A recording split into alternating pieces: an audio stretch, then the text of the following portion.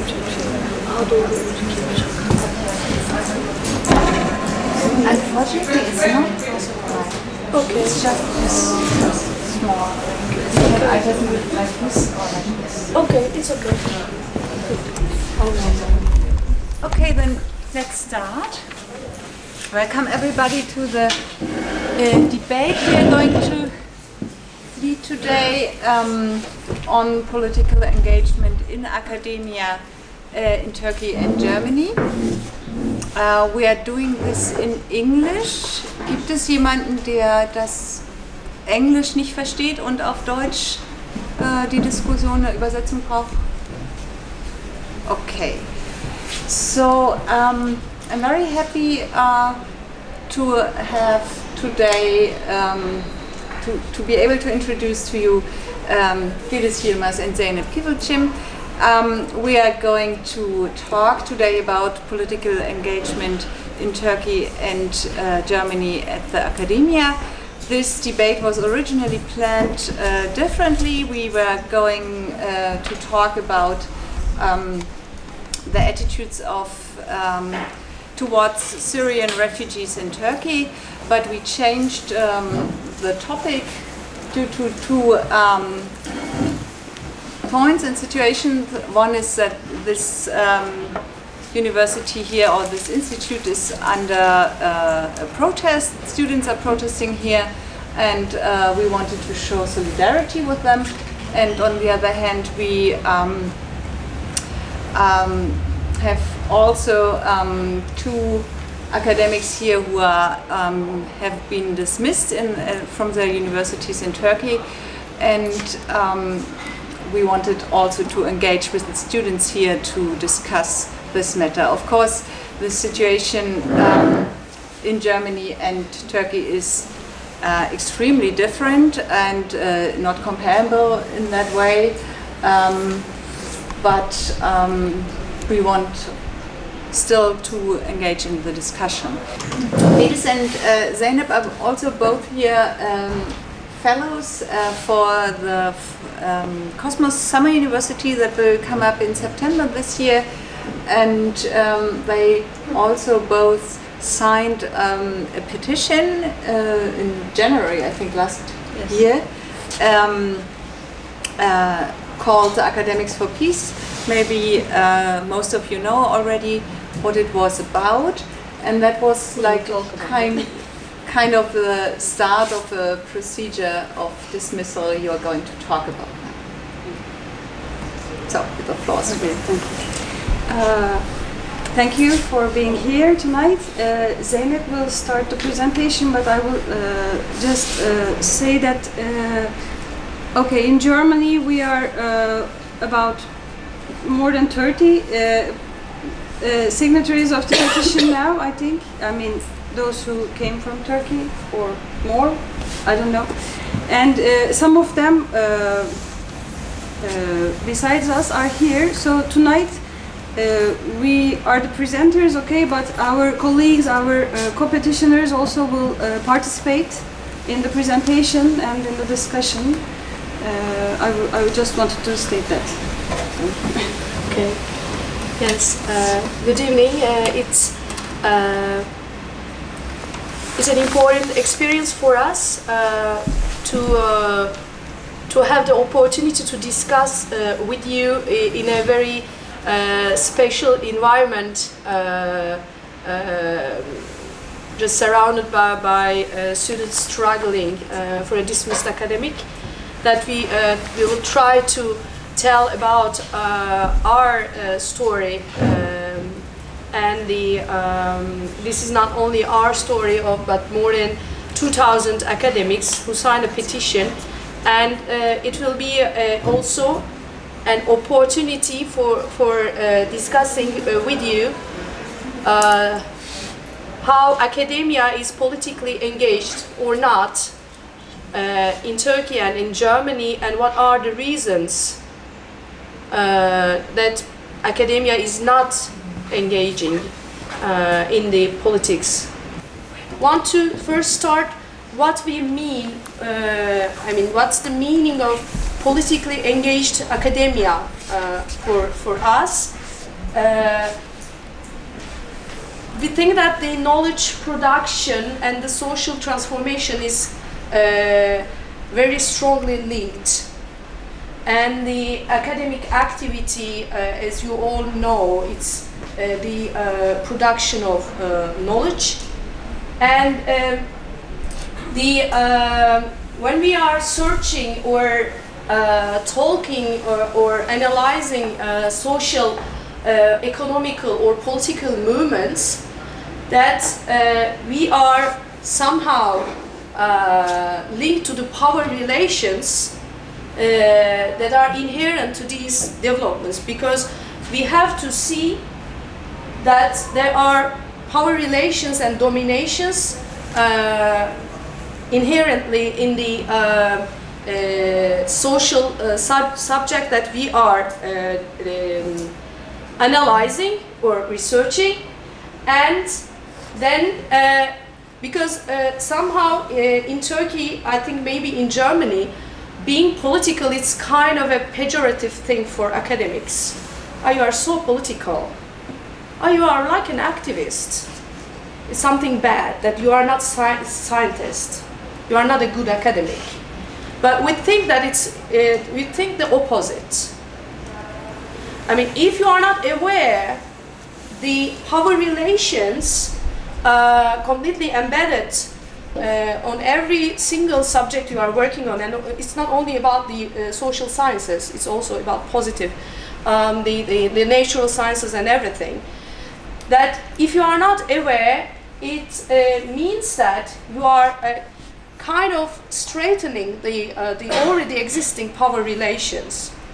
Then we think that being aware of these power relations is a necessity for academics, and it's a responsibility for the academics. And the production of the knowledge for the needs of the society where we live, and active solidarity with the oppressed people's struggle are the integral part of our responsibility as academics. And it's very important that we tell the truth. It's also very, I can say that the very central idea of our story as Academics for Peace, then we think that this is our responsibility to tell the truth, which the powerful does not want to hear. Then this is not something as activism, but this is the main responsibility of the academic. Where we want to discuss with you what can be the factors that prevent political engagement of the academics. We think that the autonomy of the universities, this is the political autonomy, institutional autonomy, and financial, economical autonomy of the universities are very, very important for the political engagement, because only the progressive thoughts can be flourish in autonomous universities. We think also that the neoliberal policies, we want to raise these points for having some coordinates for our further discussion about Germany, because we are here in Germany only for 2 months. That we don't know about the political engagements of the German academia and how they are engaged, or what are the reasons that they prevent that. But we are just proposing you some points. Neoliberal policies, we think that affects negatively academic autonomy because there is the decreasing public finance and the increasing private finance, and that there is the competition of academia for having some kind of jobs in precarity in different projects, and this is the market-oriented academic activity. Then only the research can be done if you find some private actor, enterprise, or association who can give money for this research. And in some countries, the government intervention can also prevent academia in political engagement. It can be some legal rules in the legislation. For instance, if there is some rule that you cannot tell that in your course, it is not possible to discuss this issue in your course. And I think in Germany also you have these kind of things. Or it is also possible that government is intervening on dissident and critical voices. Then it will also create problems for the political engagement. Now I will just a bit introduce you to our petition. As Bediz told, we are not the only two petitioners here. We have several friends, and it will be very good if they can also add their comments about our way of kind of summarize the. It was a long year, very long year. Then we try to summarize it. We want to talk about the climates leading to the petition. I don't know whether you had the chance to follow what happened in Turkey at the end of the year 2015, but we had curfews declared in Kurdish towns in Turkey, and military vehicles and hardly armed soldiers were using violence in towns, and children and elderly people had been assassinated on the streets and in their homes, and their bodies left on the streets for sometimes for several days. The violence, it was very, I mean, the dimensions are high and geographically very wide, and it's killed around 170 people. And the critical media published some video messages from the people who were kept somehow who couldn't go out from the basements of the buildings, and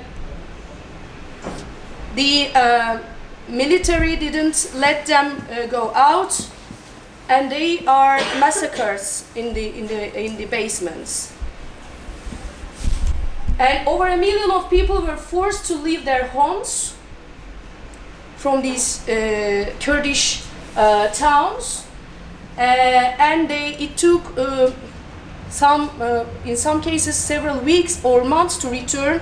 And when they returned, their towns were completely in ruin. There were, I mean, it were not possible to recognize the towns. I will just show you some photos. This is Cizre.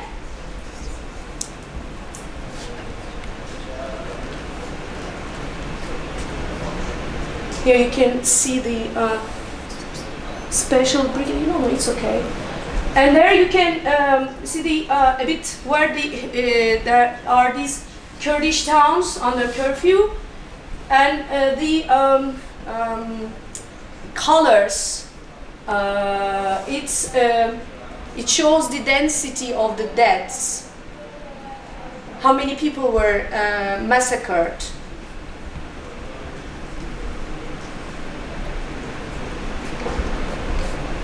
Then the curfews were very long, and they created very high casualties to the people living in these towns. They couldn't even go out for search food, for medicine or other necessary things for their survival. Here it's Sur, it's Diyarbakır. You can see the women, and there you can see the military. This is Nusaybin, and you can see that the vehicles, armed vehicles in towns.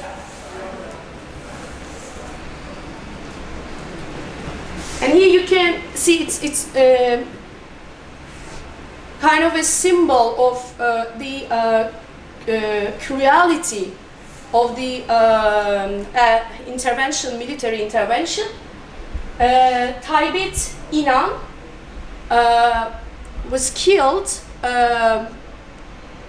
when she was in front of her home, and her corpse was left for 7 days there. And this is the son of Taybet, Ana, it means mother. He says, our mothers who were stayed in the street for 7 days, none of us could sleep, thinking that dogs and birds would come over her. Then people were not even able to go out and to take the corpse. And there were also other cases that people were forced to take the corpse of an killed child and keep it in a fridge because they couldn't go to the hospital or morgue. Then this was the climate where we signed the petition of Academics for Peace. We are, most of us, I can say, we were not at these targeted towns, but we were called mostly secure part of the country, but witnessing these massacres that we are looking on the social media or television and everything. Then this is a part of our petition. We as academics and researchers working on and or in Turkey declare that we will not be party to this massacre by remaining silent and demand an immediate end to the violence perpetrated by the state. This is only a part that we, the idea is that if we keep silent, then we become complice party to this crime, because our violence is kind of strengthening state authority over Kurdish population.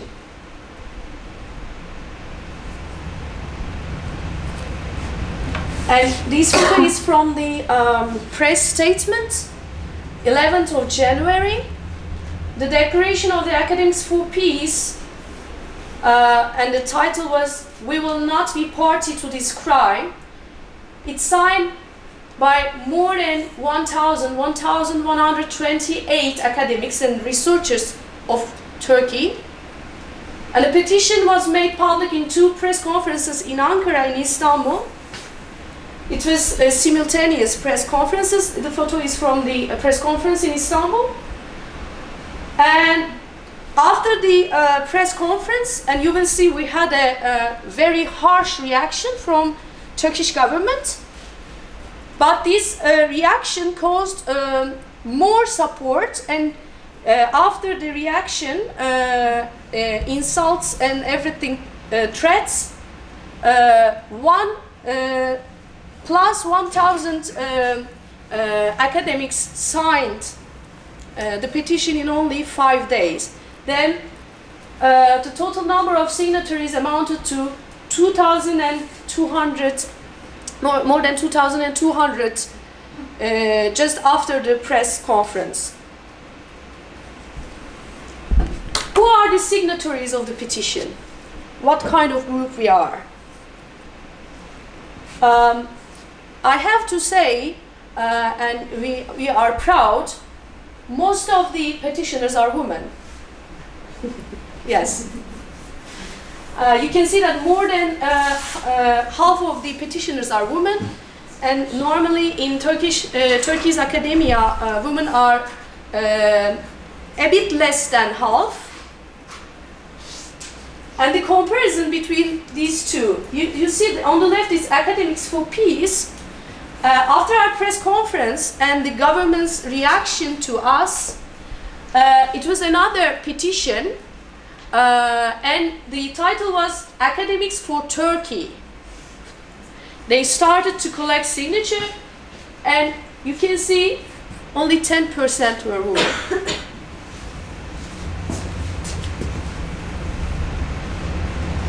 and which are the disciplinary affiliation. It's in Turkish, but I can just tell you some of them. The biggest ones, the yellow one, is the political science. Most of the signatories are in the departments of political science, economy, and the very small ones, you can see history. I'm a legal scholar. You can even not see law. We are so few. Legal scholars are not very much willing to be critical to the state. And right, this is academics for Turkey. The biggest one, the green one, it's theology. And there you can see also law, engineer, the other ones, theology, engineering, medical studies, and here you have political science, economics, sociology, communication, education and engineering, and fine arts. It's also interesting, the gender of the petitions, and also the composition concerning the research areas.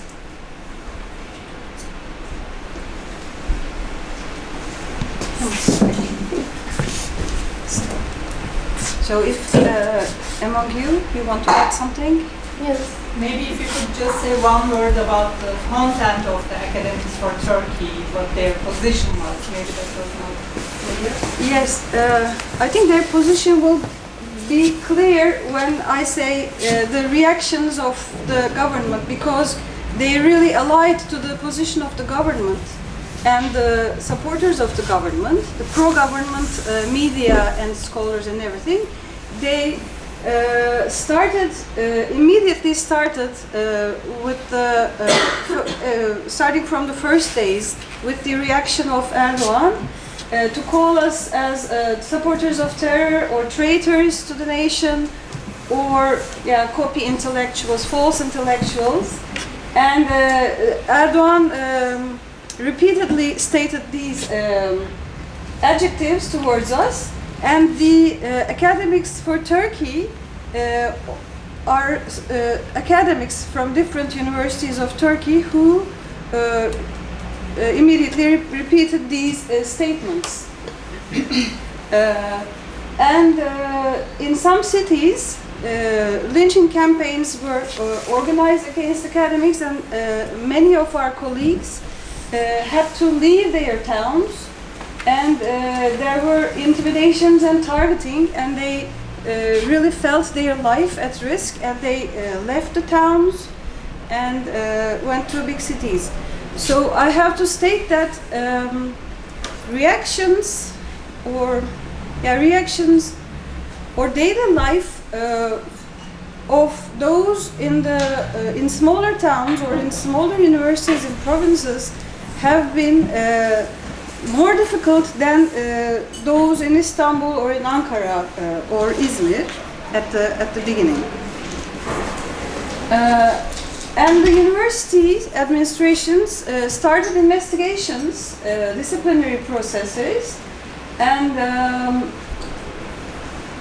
the days following the petition, many academics have been taken by local police and taken to the prosecutor's office and taken into custody. And they were taken from their homes early in the morning in some towns. And a criminal investigation has been open to all of us.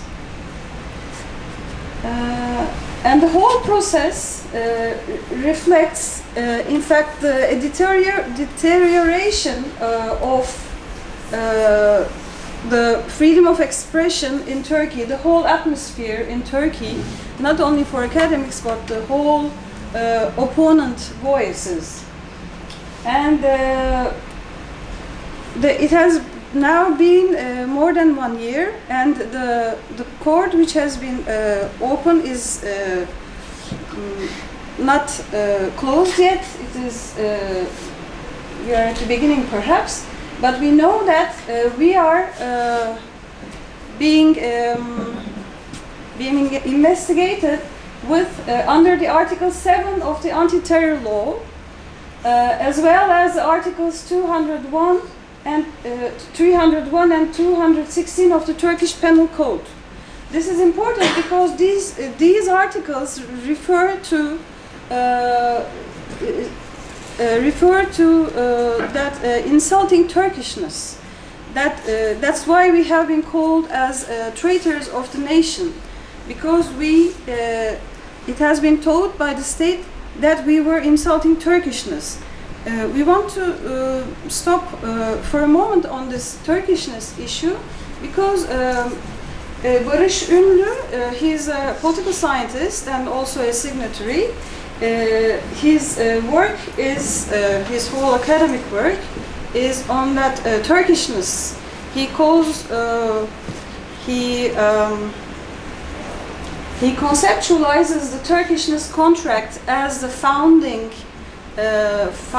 statement, founding complicity of the Turkish nation, nation state.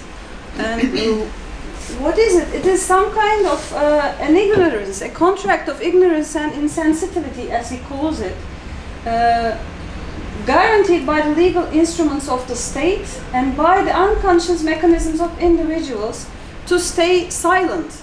At the beginning of the Republic of Turkey, it was a contract of Muslimness to remain silent about the Armenian genocide or the law with Greece. But then, at the following years of the Turkish Republic, it became a complicity concerning the Kurdish issue and the history of Kurdistan in the academia. And he states that very few academics could break the silence, and though they were harshly punished by the state. And this is really a leitmotif which goes throughout the Turkish nation state's history. And the BAK Declaration, BAK is our abbreviation, the Academics for Peace in Turkish, emerged in such a critical time because, as Zeynep showed you the photos and explained, the violence perpetrated by the state and the army in the Kurdish towns, and the petition was an outcry not to remain silent what was going on, to tell the truth. So we can say that we broke that Turkishness contract, and that's why we have received very hard reactions, and which continue still today in many ways. But talking about the engaged academia, we can also, we saw the example of Academics for Turkey. They're also engaged. They're engaged with the government. We can also say they're embedded to the government. These are many universities, senates, really competed with each other to make declarations to denounce the Academics for Peace. And it was interesting that in one university there were no signatories, but they, even in that case, they made a statement saying that we wouldn't employ a petitioner, but nobody was there. And more serious threats have we received from the mafia leaders. The upper one is a mafia leader saying, "We will shed your blood." It was on his website. "We will shed your blood and take a shower with it." And this Friday, there will be a trial because Academics for Peace, some members of the Academics for Peace have opened a court case against him. So we will have the opportunity to hear his defense. But he said he declared it as such. And the lower one is, he's a journalist. Is he a journalist? I think so, yeah. Some kind of. And he said civic death mechanisms should be established for the academics. And this has been realized. Really, civic debt mechanisms have been established throughout this year of 2016 and today. But also, we received very loud supporters, and I think it was important for the academics to break that silence, break that Turkishness contract. And after our petition, many professional groups, many professions and other groups made declarations to support us and also to denounce the violence in Kurdish towns. And this was really a break point. And you see that among them there were movie makers, writers, actors, disabled. You see the list. It is a very long list, and in total I think there have been more than 10,000 signatures. There also the photo is them, the different football club supporters also joined to this, and the supporting petitions showed that we were right. We were in what we have been trying to say.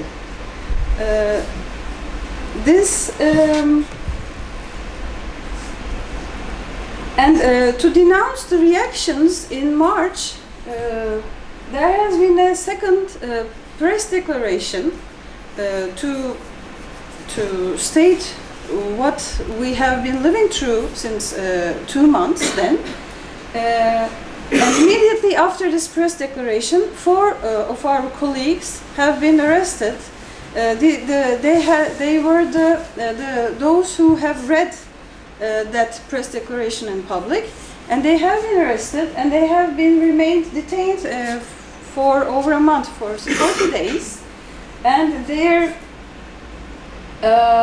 court case is still going on. And it also has the same accusations of the same articles of the penal code and the anti-terror law. This is a resume of what the penalties, let me say, that we received, the punishments that we received. There has been, this is growing every day. Today it is more than this number. There has been dismissals from the universities. There has been resignations and forced retirements, disciplinary investigations, and suspension from duties, and as I said, pre-trial detention also. So we have a working group who collects these numbers every day, and really, it is a very large range of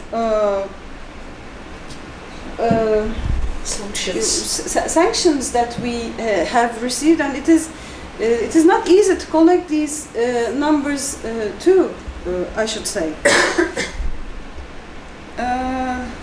This is what we wanted to state, to link a bit about with the German academia, if we can, to say that this chart shows those who have been dismissed from the academia because of signing the petition. You see that apart from the 16%, 30% or at the upper left, all other ones are in a precarious position in the Turkish academia. That means that it has been quite easy or easier for the university administrations to dismiss the petitioners who have been in a precarious positions, meaning that who had a predetermined period of contract within the state universities or within private universities. This we didn't know, in fact. We didn't know that our position was that precarious, or it was that easy for the university administrations of Turkey to dismiss the opponents. And of course, we have to talk about the state of emergency. As you know, after a failed coup d'état, the state of emergency has been declared, and the months who followed the coup and the state of emergencies which followed one another, the human rights violations grew much bigger in Turkey, and more than 20 decrees in force of law have been issued, and strict administrative measures have been taken by the government.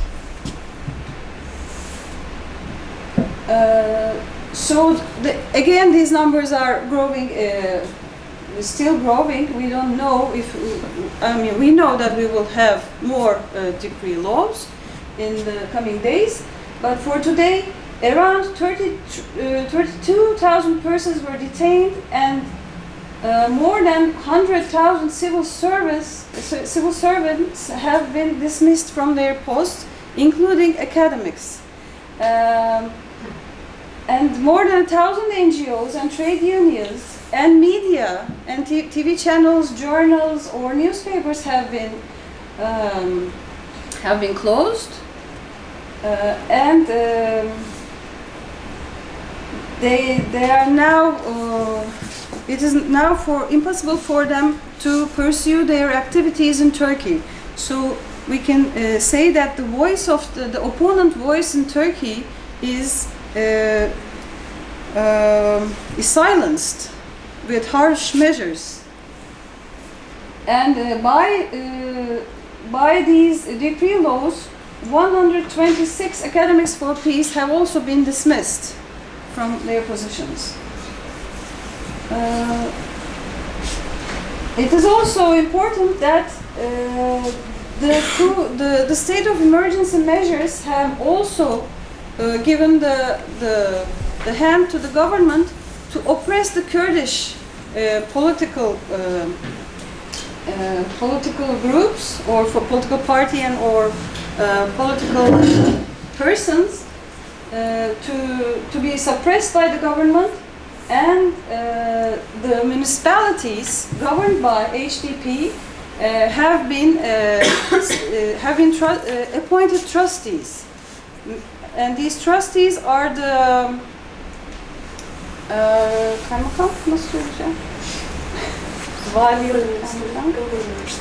the governors, meaning that the elected persons at these provinces have been detained in general, and their position have been taken over by the appointed persons, appointed administrators, governors by the government. And also members of parliaments have been arrested, including co-presidents and co-mayors. The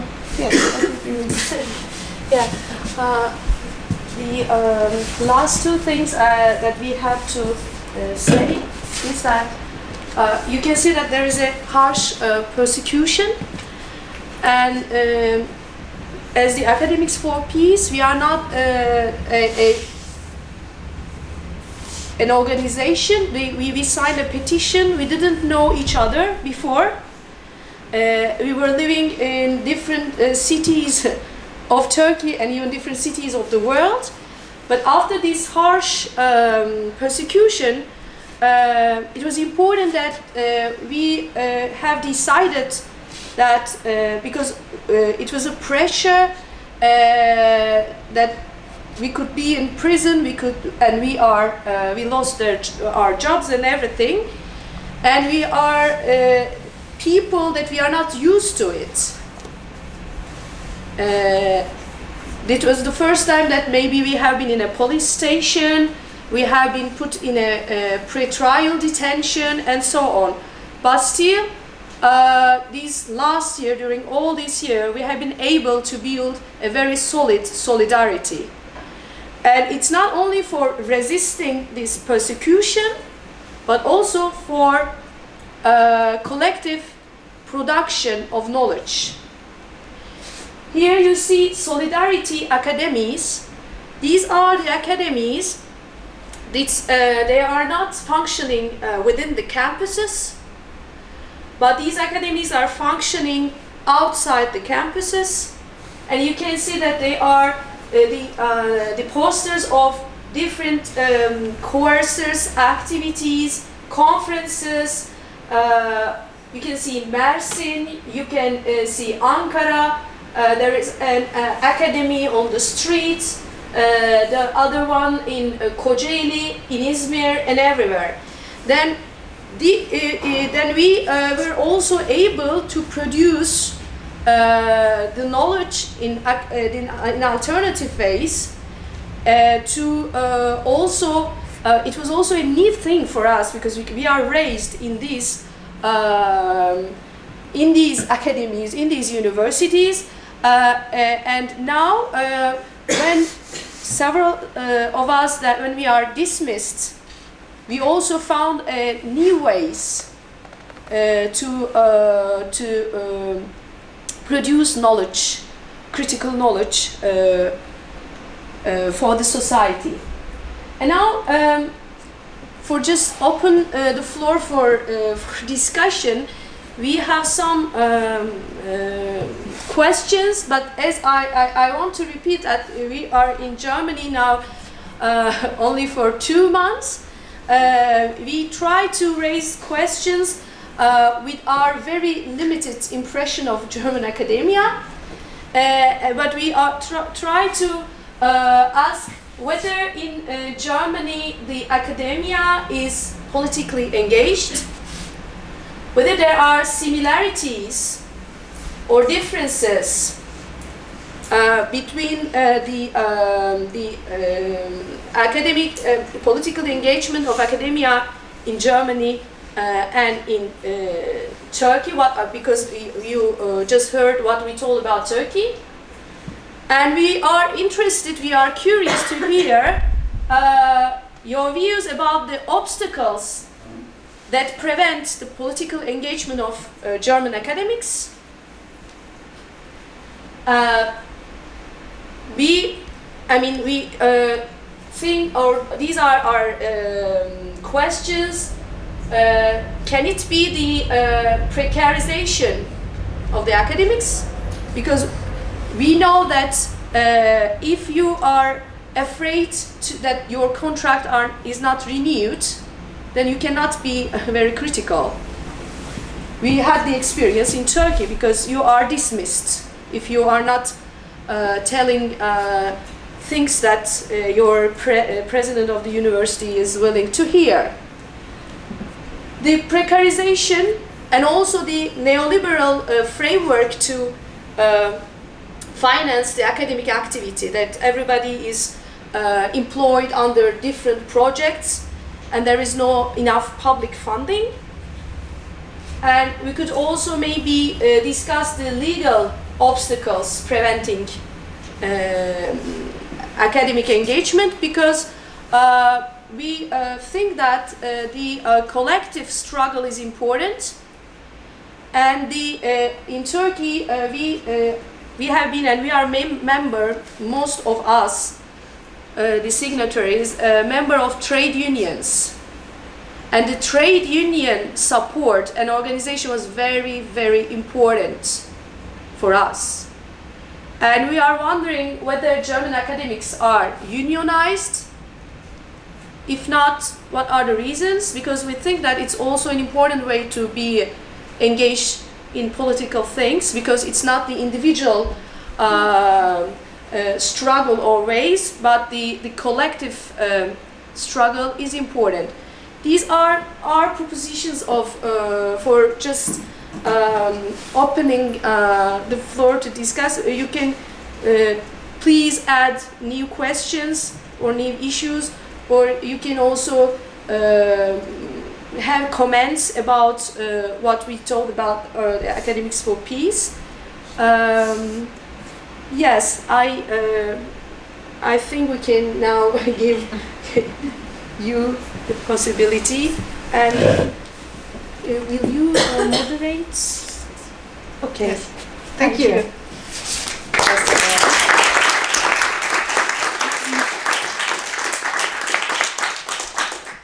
Thank you for the insight also, and also I think it's not the first discussion we have here about the academics for peace, but it's now an insight into the process of the last year, what happened since then, and I would like to open the floor immediately for additional comments, questions.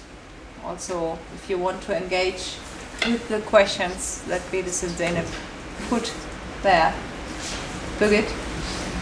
Yeah, thank you very much for this insight again. And I was wondering, because I was thinking about the unionization, and I was curious about what you said, that it was very important, the support of the union, because as far as I have known, that also the unions have a huge problem of organizing and being able to support all those people who have been dismissed in those last months. So I was very curious to hear more about these possibilities that are still there to support or to fight for workers' rights. And then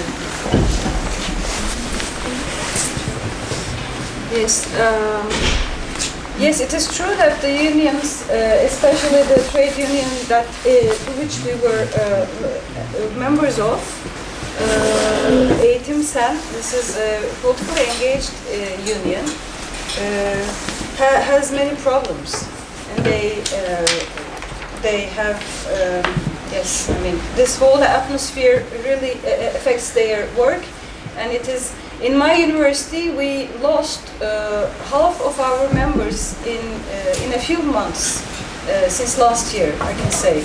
I mean, when the atmosphere changed, the climate changed, the average member dropped away immediately. But for us, for the dismissed ones, I mean, before that dismissal issue, the existence of the union and the possibility to pursue the acts in a collective way on legal grounds is much stronger than an individual following these issues. So that's why our trade unions' support was very important for us, even before the petition for violations in the universities. Our trade union took many steps, and after the petition with the dismissals, a fund was immediately established, and the dismissed members, unfortunately, non-members couldn't have been financed by that. But for them, we founded another fund. But for the members of the trade union, they continued to receive at least half of their salary for months. In my university, in Mersin, some colleagues have been dismissed days after the petition, meaning that some of our colleagues, more than one, received that support salary for more than a year, and this has been something I can say. I don't know. Yeah, I could also say that the trade union is also important for offering a political framework. What we are, experiencing, because we can see that it's not an individual struggle, but it's a collective struggle, and our voice is heard, and apart from this funding of the trade union, several faculties and departments, I mean the non-dismissed members, colleagues, they are collecting funds, or they are sharing the money they got from the courses And it's also, I think, important because what the neoliberal system tried to inject to academia is the individualism, that you have your post, you have your position, then you don't care about other ones. Then if somebody is dismissed, then it's good that you will have his or her course extra. But then this trade union thing, it's also important to see that the remaining ones are solidarity, that they, for instance, I'm dismissed in the middle of the semester, and they gave my courses to another colleague, and she said that I will give all the money they give me from this course to you, and I will talk about you every single. Then it is very important, because what they want that to label us as terrorists, that nobody remember us, and so then this collective feeling is built by the trade unions. Yeah, and we are wondering whether German academics are unionized. There was an attempt 5 years ago in private universities to have a union, and it didn't work well. It was very on the limit, and then it failed. And it was mainly the union is effective in the state universities, but it was a union attempt in the private universities. So most of the ones who have been fired, not most of them, but many of them in some main cities who have been fired were from these private universities. So there were no ground for solidarity, and if that unionification could have happened 5 years ago, it would have been so harder for the universities to fire those academicians. So it's not late. In the case of the emergency, you feel that it would have been so different if you could have done it, but it didn't happen.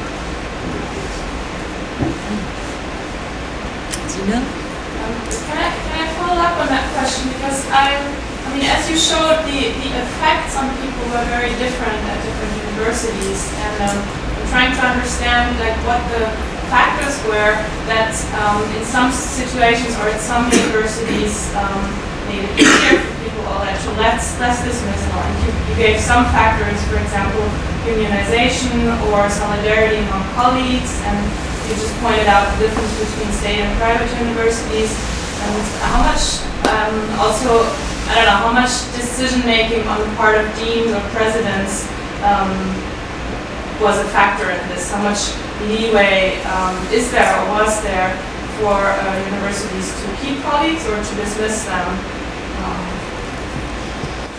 I don't know whether there are other petitioners also who want to answer. I think it's quite difficult to generalize.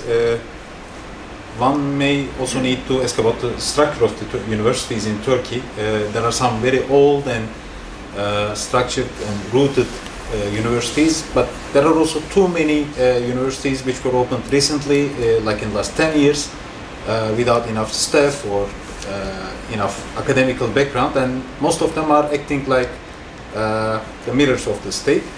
There are some universities who also refuse to, start these investigations, administrative investigations, but they are really few. There are some who were opened by the former coup in the 80s, and they were some sort of a project to create a new type of university which is in parallel with the state, and their attitude were also in parallel with the state. So as it's written, there are 89 universities, so most of them were pro-state. There are only a few of them who would even let their members, staff, to join the unions. For example, I come from a pro-state university, and just before all this happens, I had been warned many times to leave my union. It wasn't welcomed, it wasn't tolerated, and when, for example, some investigation was decided to be opened, the union members were already in the first hand, the possible victims or usual suspects. I could also add to Eren's answer the autonomy the autonomy of the university is very important, and the autonomy is also depending on how the presidents of the university are appointed. If you are appointed by the President of the Republic, and then your interest is to kind of follow his will yes, if you want to keep your post.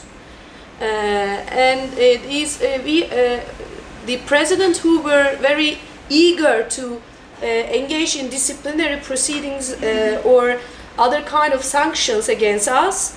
There were also academic sanctions because, for instance, we are banned from juries in MA and PhD programs.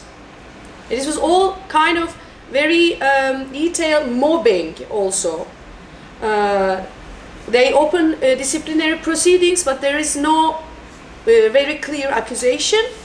There is no very clear decision. But at the same time, we are all the time targeted with the mobbing. The difference is about the autonomy of the administration of the presidents of the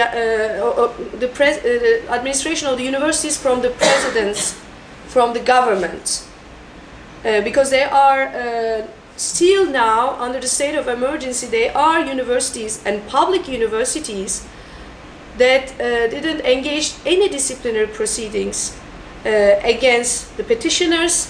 They didn't give any list of dismissal in decree laws.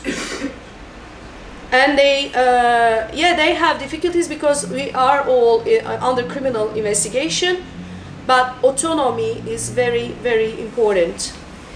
But if I may add that after that the appointment procedure of the university's presidents has been changed. So of those few who could remain autonomous, we'll also see their president changed in the near future, Yes. and the newcomer will be extremely loyal to the government, and this autonomy would be over. I mean, that kind of autonomy. So that little margin of autonomy, sometimes it was not little, okay, but that margin of autonomy will no longer be possible. Only one example is this rector of Bosphorus University got nearly 95% of the all votes in the university, but a guy out of nowhere has been elected and appointed By the president. by the state. And how the presidents in German universities are selected, for instance, in Humboldt-University? That's a very funny question because normally it's democratic, but we have a new president now, and before her was elected, it was actually another guy. He should be elected, so he was kind of, somebody said he could be it, and then there's a Vorschlag, Proposition. Suggestion. That he could be it, and then he goes to the plenum, and then they will say, okay, he is it. Mostly everybody says yes. Maybe the students say no. And it's the guy before her. He then decided I won't do it because this university, the Humboldt-Universität, is so bad organized because everything is democratic and they can't just say what to do because there's everywhere is cleaner and everybody wants to say what the president should do, so he said I don't do it. So we got the other one, and it's kind of elected. But normally there's a little group of people saying, we think she could be it. Mostly it's a famous person, and then it is elected. So there's just one candidate. Yeah, there's just one. So there is no election. And there's a little group deciding who will be the candidate. That is in the highest plenum, and everybody raises their hand. So it's one candidate, and everybody raises their hand.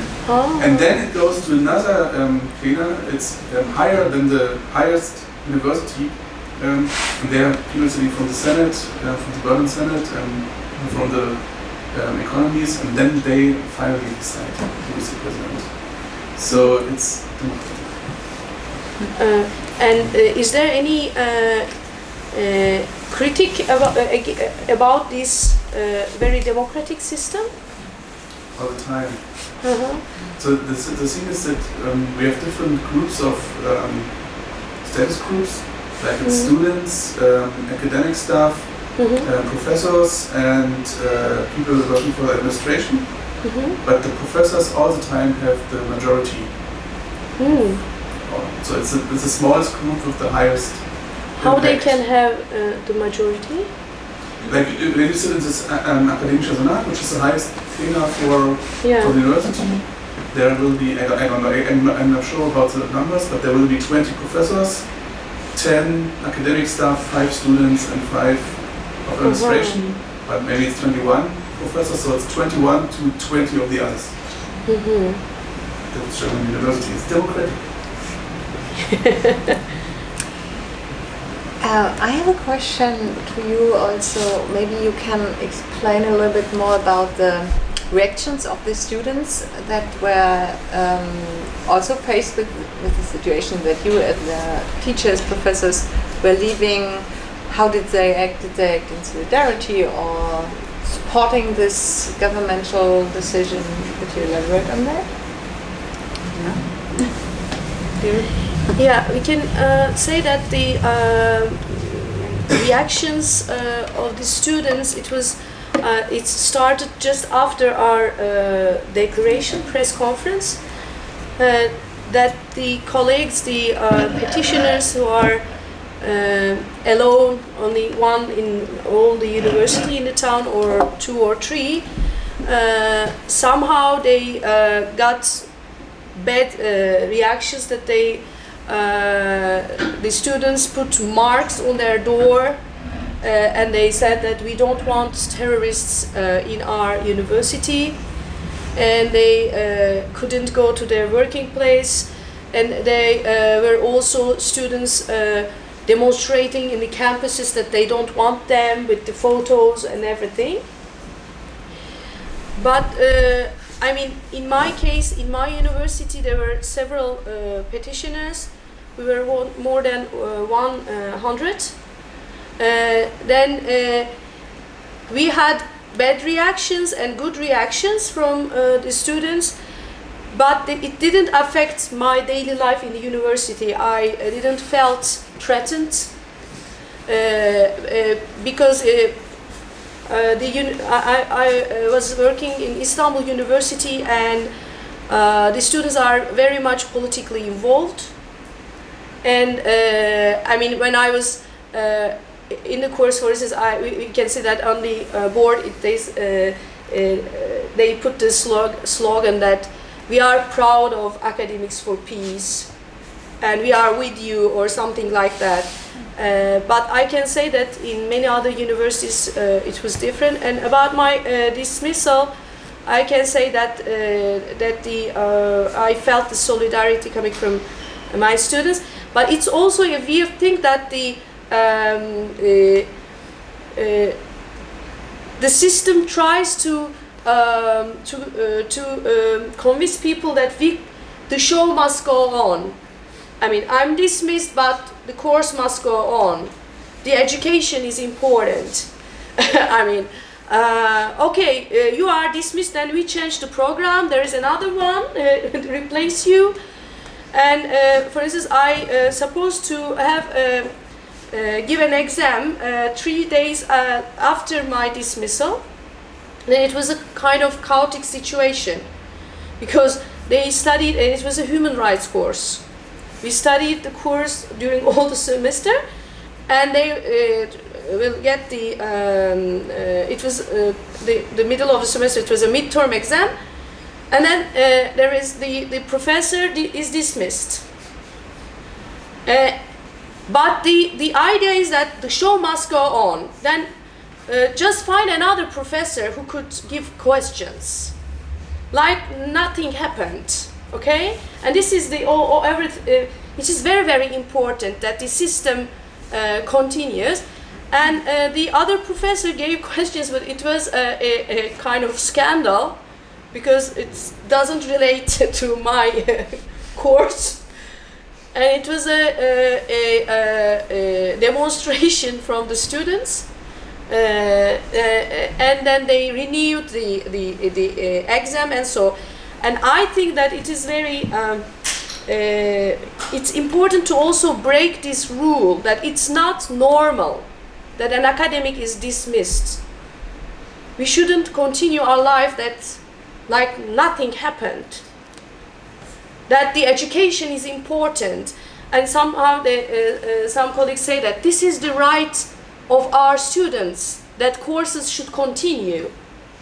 No, it's not normal. We should stop the courses. We should discuss about what's going on. And I think that it was partly successful. Afterwards, it's continuing. I mean, there were other ones that dismissed after me, and their courses are taken with the other ones. And yeah, the show goes on. I'd like to add something about this student interaction. Actually, in Turkey, university was one of the last resorts where, for example, somebody from the provinces of the Turkey can come to big cities and interact with people who are not alike with himself or herself, and that's why it was an important area of contradiction and clashes and some sort of testing oneself and through the other beings. That was an opportunity, but we were also aware that the state was aiming to transform the total university system. You know, for primary and secondary education system, it was nearly done over, but university was staying there, and it was also, the state was also asking for a reason to reshape the university. And in parallel universe, after this Gezi revolt happened in Istanbul, there was a strong affection between the supporters of the Kurdish movement and children of more Kemalist or nationalist families, and they had started to build some dialogue, which was very strong and which was very important, and which created 1.5 years later HDP, the Kurdish party, to get into parliament with a really strong voice. And after that, we were aware that the government was also afraid about this coming together of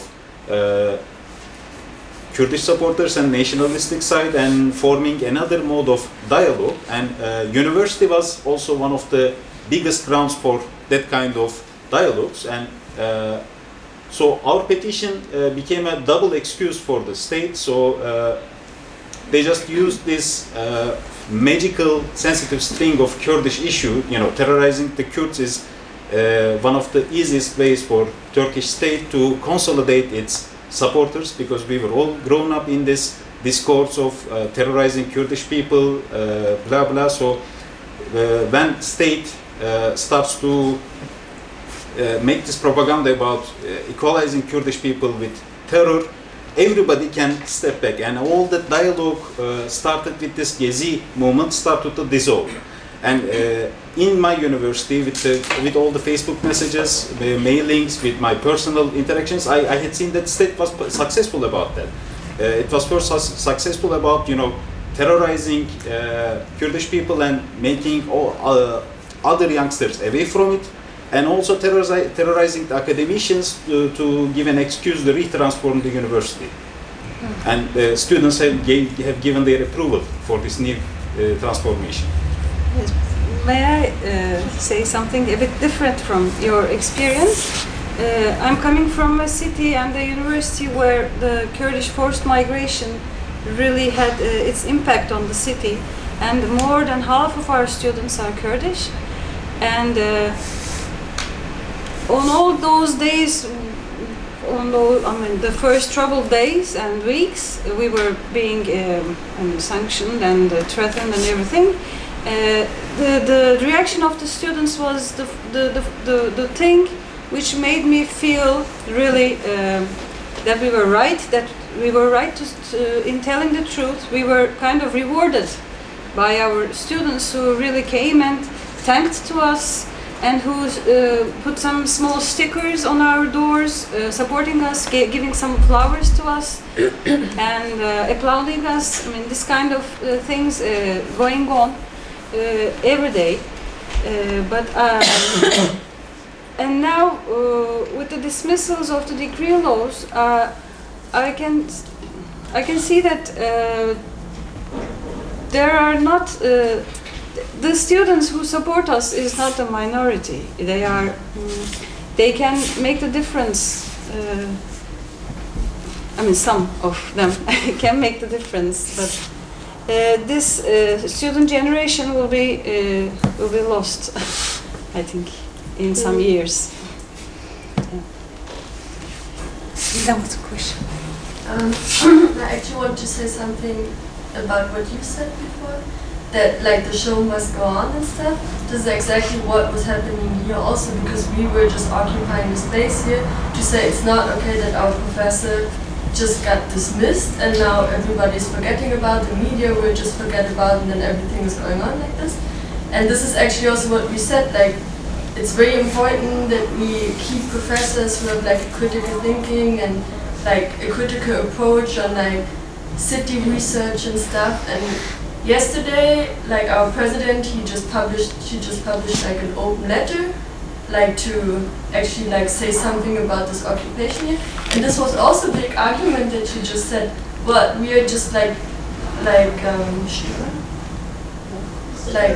disturb like the like what is going on in this university and the seminars and the lectures, and we're just disturbing because the system has to go on. And but this was actually the fate, because we are just like, yeah, this is what we want. Yes. We don't want the show to go on. Yeah. And this is actually, we all found it a bit funny, I think, that I mean, yes, and we want to discuss, and we want him to be back, and we want to discuss about what's just happening.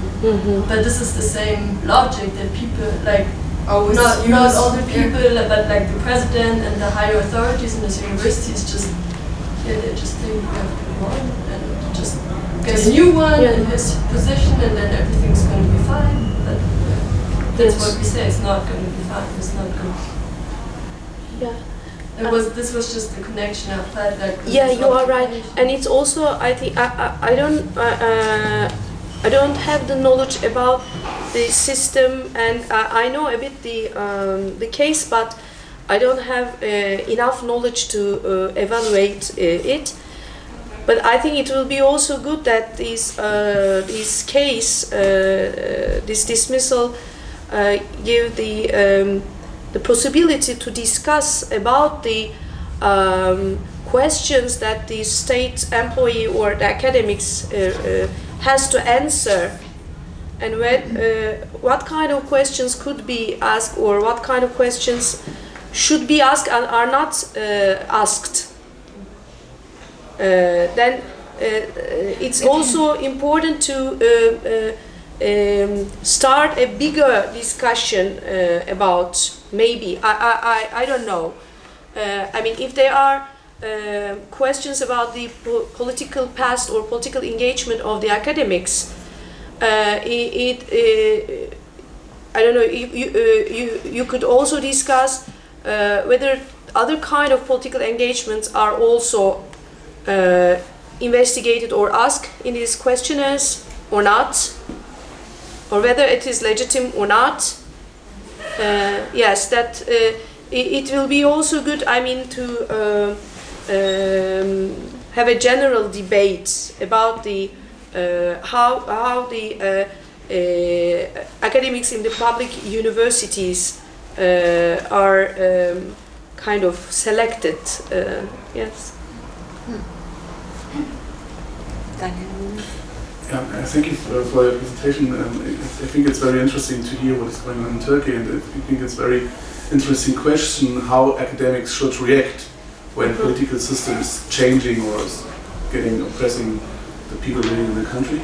And I think that's maybe it's not good to compare these two cases, because I would say that the Ante Holmel case, which we were talking about, he was not expelled because of his political ideas.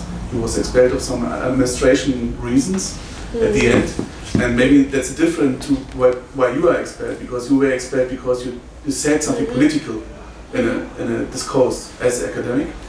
And at the same time, when the students here are occupying our institute because of this one guy was dismissed, they also say that another professor here, he was a member of a right-wing party in Germany, that he should be dismissed because he is politically right.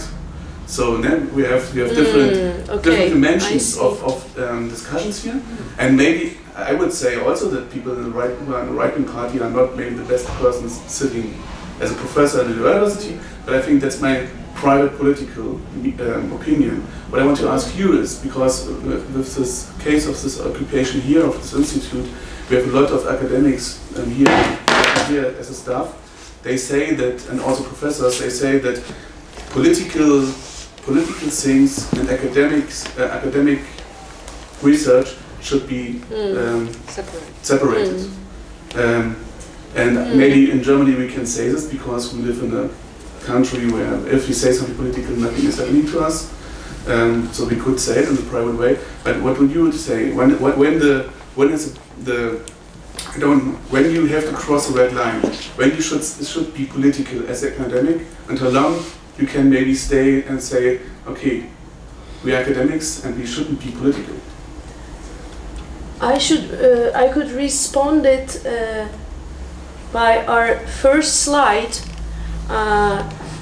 that we think that the politics and academic activity should not and could not be separated. I mean, if you think, or the persons who say that the academic scientific activity should be separated, and you can be activists in your private life, and here you don't do politics. It is not possible to separate politics from life. Even if you think or you imagine, or the president of the university imagine that you are not doing politics, you are not political in your course, in your academic activity, you are. I mean, if you if you are not aware of this, that you think that you are not political, you are very scientific, it means that you are not critical, and you are producing the knowledge for straightening the position of the powerful. There is no neutral knowledge. I mean, we already all know it. We yes. Avoid, but yes. Avoid. But then it's why we have to. Politics is life, and the universities in Turkey, and I'm sure in Germany as well, universities are the places that all the governments are very much interested. I'm sure it's also in Germany like that, and there are many things that you could be critical about German government's policy. We are here, me, Bediz, and also our German colleagues, we are working on immigration issues. And we could be very much critical about the refugee deal, that your chancellor is visiting Turkey tomorrow. Yeah, and we could analyze it. How this could be analyzed without being political? I mean, or Germany is selling arms to Turkey. Then it could be discussed, this issue. And and it's not only about political science or sociology, but every matter in academia is political. And it's like, you know, that the feminist discourse, that if you don't think that the gender is there is no any gender sensitive in your research, it means that you are approaching your subjects in a patriarchal way. You have to see that there is gender in everything. Then we have to continue to tell the truth. This is the truth. and they don't want to hear it because it doesn't serve the interest of the powerful.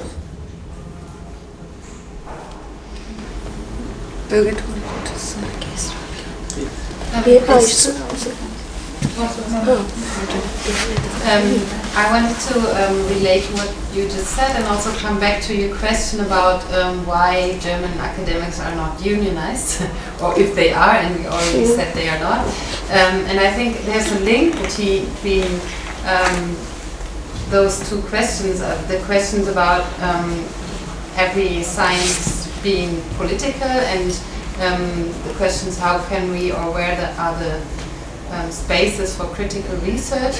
And what I've seen in the last years is for me very shocking that even people who are critical and do critical research within academia, they are not aware of their own, or they are aware of their own precarity, but they are not able to organize and be solidaric with their colleagues. Because we all somehow internalize this individualizing system of science, how it's going on for the last years now, and it's like every one of us, especially in the academic, how do you say, like in this sphere where you don't have this full professorship. Yeah, in this precarious situation which many of the academic staff are in, that you have to see for yourself, you have to do your research, and then many people do still critical research, but they don't have the means, or they do not reflect on their own. Yeah, it's very interesting. Yeah, and I think that's a huge problem, and I think there are various reasons why we are not unionized.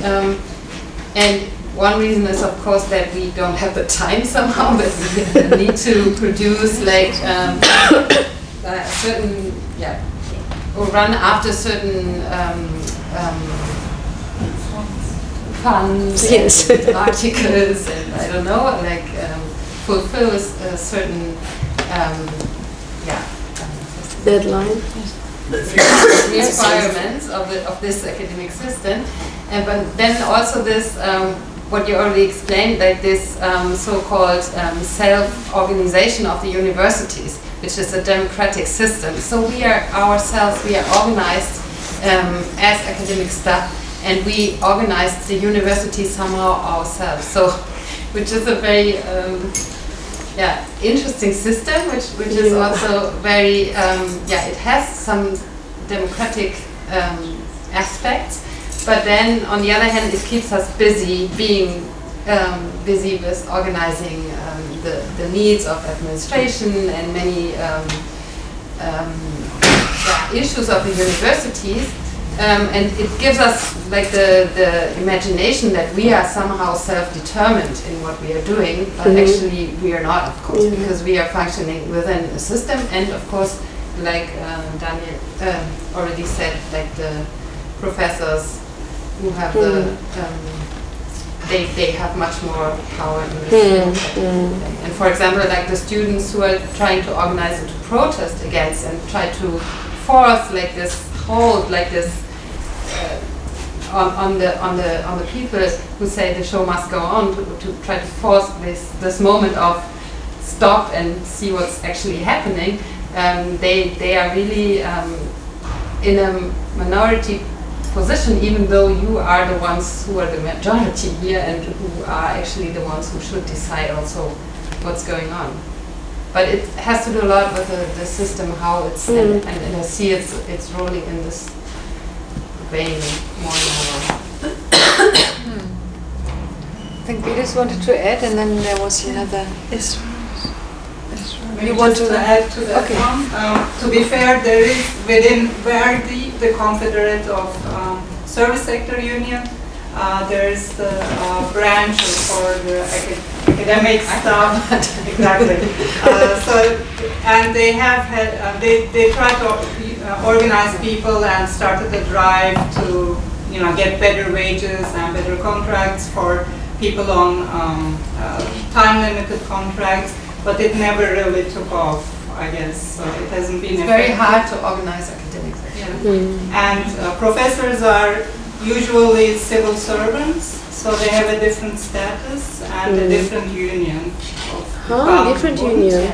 And very few professors are a member of Verdi, for example. So there's also the split.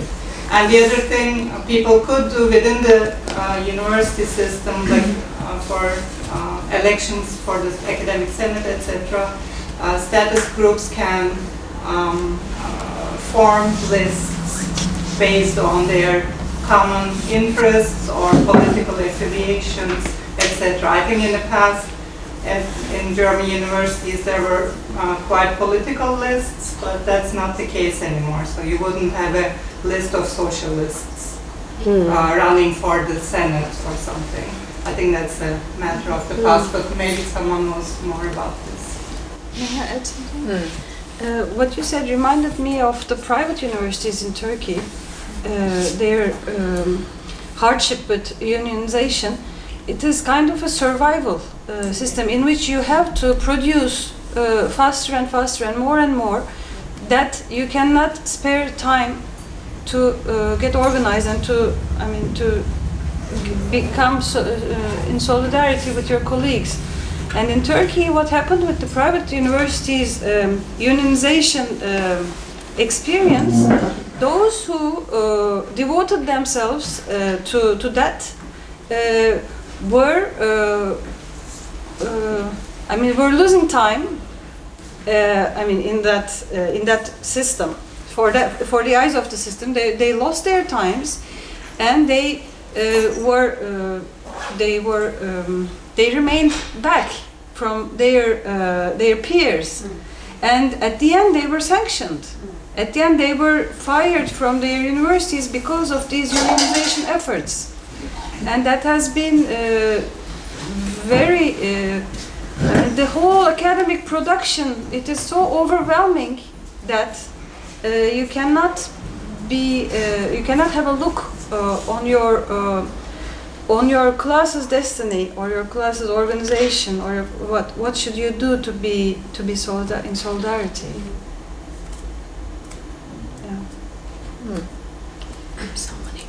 There was also.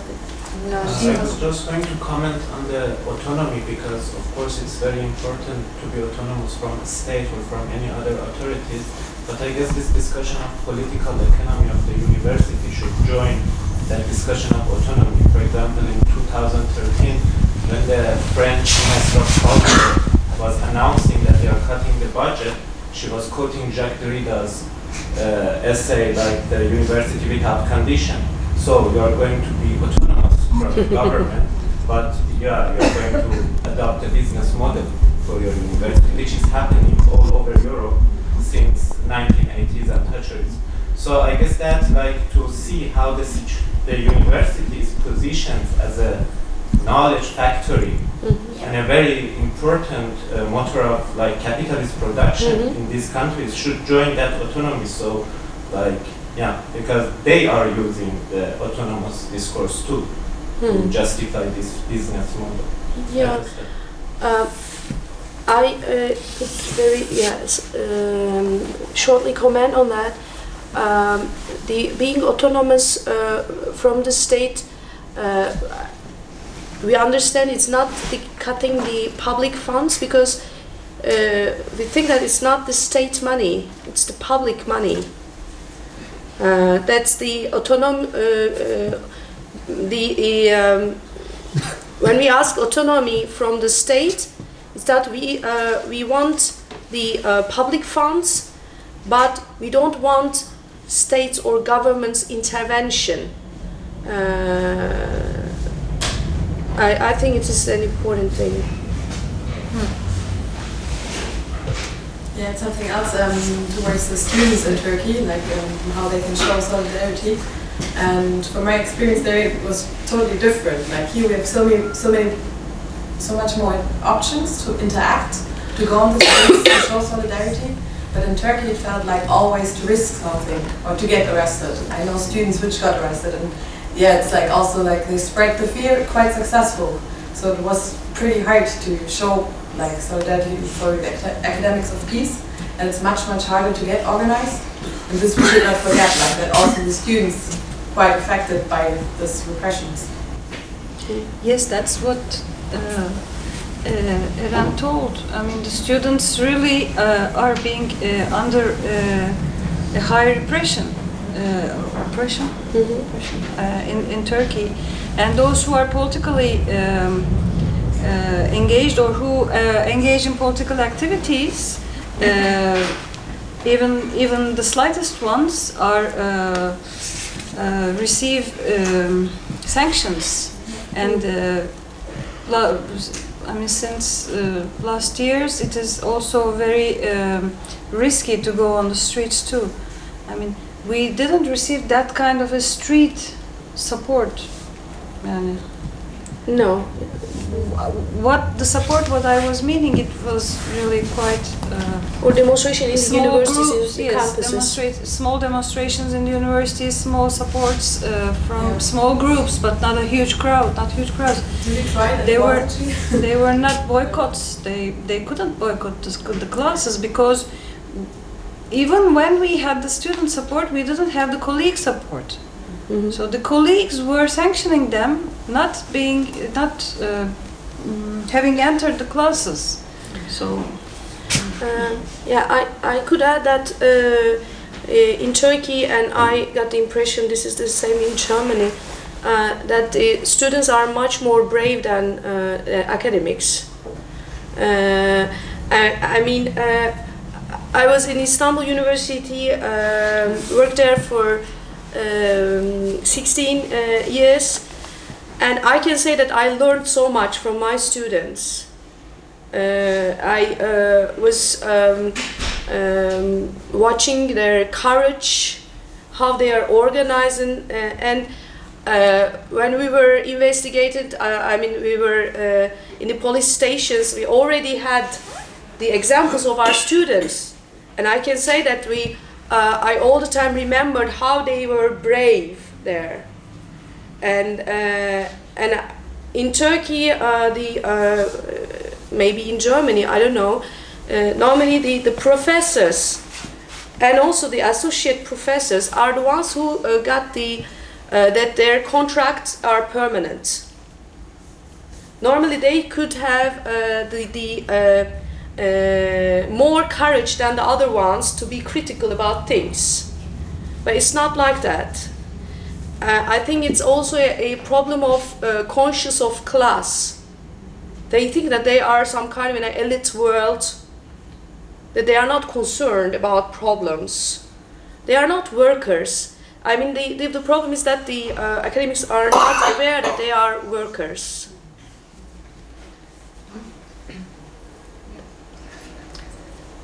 So we are running all over the the deadline of the end of the session, and I would like to conclude with the question, taking it and putting it into the following discussions about what neoliberal transformation of the universities is doing to critical research and teaching. And also, I would like to state that I think it's really a different also situation of political engagement in Turkey and in Germany. So